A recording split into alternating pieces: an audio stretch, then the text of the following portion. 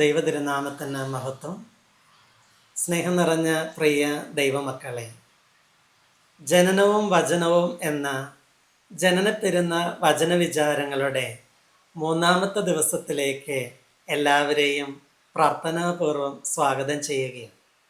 ഒരിക്കൽ ഒരു പത്രപ്രവർത്തകൻ ജോലി കഴിഞ്ഞ് സന്ധ്യാസമയത്ത് തൻ്റെ വീട്ടിലേക്ക് കയറി വരുമ്പോൾ തൻ്റെ മകൻ വിശുദ്ധ ബൈബിൾ വായിച്ചു കൊണ്ടിരിക്കുക.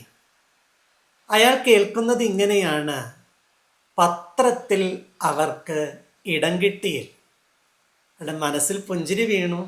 അയാൾ മകനെ തിരുത്തിയിട്ട് പറഞ്ഞു, മോനെ, പത്രത്തിൽ ഇടം കിട്ടിയില്ല എന്നല്ല, സത്രത്തിൽ ഇടം കിട്ടിയില്ല എന്നാണ് വചനത്തിൽ എഴുതിയിരിക്കുന്നത്. തൻ്റെ കുഞ്ഞിനെ തിരുത്തിക്കൊടുത്തു. കുഞ്ഞത് തിരുത്തി വായിച്ചെങ്കിലും അയാളുടെ മനസ്സിൽ ആ ചിന്ത വല്ലാതെ കിടക്കുകയുണ്ടായി. സത്രത്തിൽ ഇടം കിട്ടിയില്ല എന്നത് ഒരു ചരിത്രം. പക്ഷേ പത്രത്തിൽ ഇടം കിട്ടിയില്ല എന്നത് ജീവിതത്തിൻ്റെ യാഥാർത്ഥ്യമല്ലേ എന്ന ചിന്ത. താൻ ജോലി ചെയ്യുന്ന പത്രത്തിൽ തൻ്റെ തമ്പുരാന് ഇടമുണ്ടോ എന്നത് അയാളുടെ മനസ്സിനെ ആഴത്തിൽ ചിന്തിക്കാൻ പ്രേരിപ്പിച്ചു.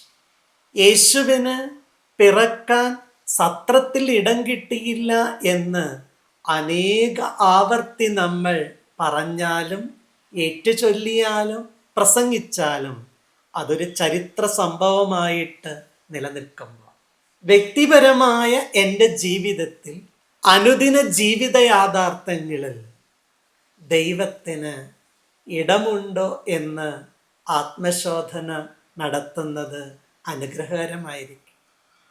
മിൽട്ടൻ്റെ മനോഹരമായൊരു പ്രാർത്ഥനയുണ്ട്: എന്നിൽ തമോമയമായതിനെ പ്രകാശിപ്പിക്കണമേ എന്ന്.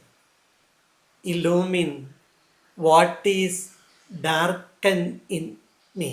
ജീവിതത്തിൽ തമോമയമായതിനെ പ്രകാശിപ്പിക്കുക എന്ന പ്രാർത്ഥന എത്രയോ ശ്രേഷ്ഠകരമാണ്. ക്രിസ്മസ് കാലം നമ്മുടെ ജീവിതത്തെ വിലയിരുത്താൻ ഇടയായിത്തീരണം. ഒരിക്കൽ ഒരു മനുഷ്യൻ വെള്ളത്തിൽ വീണ് മുങ്ങിത്താഴാൻ തുടങ്ങിയപ്പോൾ കണ്ടുനിന്ന ഒരാൾ അയാളെ രക്ഷിച്ചു.